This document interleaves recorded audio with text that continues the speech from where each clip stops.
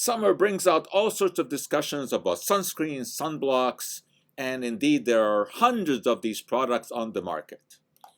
And we are often warned about not using these products because that will result in excessive exposure to the sun. So we are told to regularly apply sunscreens, but then we also get warnings about possible contaminants in these sunscreens, carcinogens.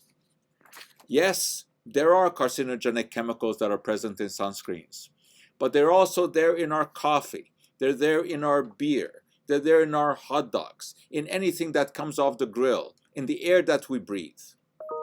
Because a carcinogen is just a substance or a form of radiation that, judging by human epidemiological evidence or studies in the laboratory in animals or in cell cultures, has the potential of causing cancer.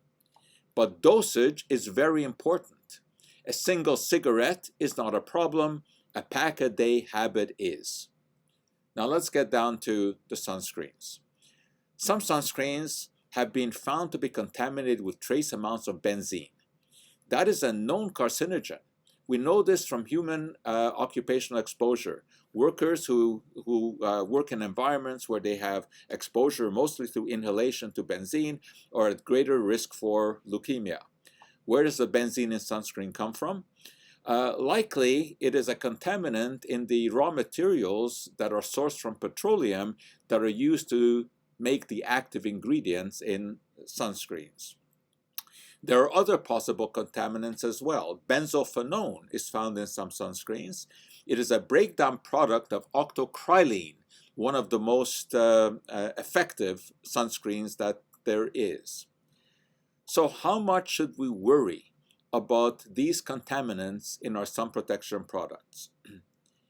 In light of the thousands of chemicals to which we are exposed on a daily basis, that at some dose would cause some form of toxicity in animals or in cell cultures, in light of that, I don't think we need to worry very much because the amounts are very, very small.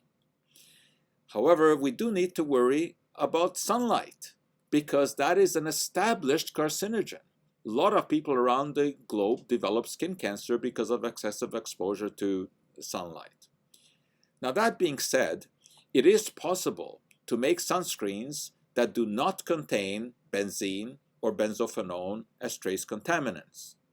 The nonsensically named non-chemical sunscreens that contain zinc oxide or titanium dioxide would fall into that category.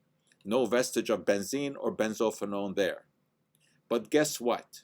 The International Agency for Research on Cancer, IARC as it is usually referred to, has ranked titanium dioxide in group 2A, which means probably carcinogenic to humans. So there's just no free lunch. What is my take on all of this? I think worry about excessive exposure to the sun is real. I think we should be using sunscreens, and in light of the protection that they offer, I think any kind of concern about the trace contaminants that I mentioned is very minor. And that is our cup of joe for today.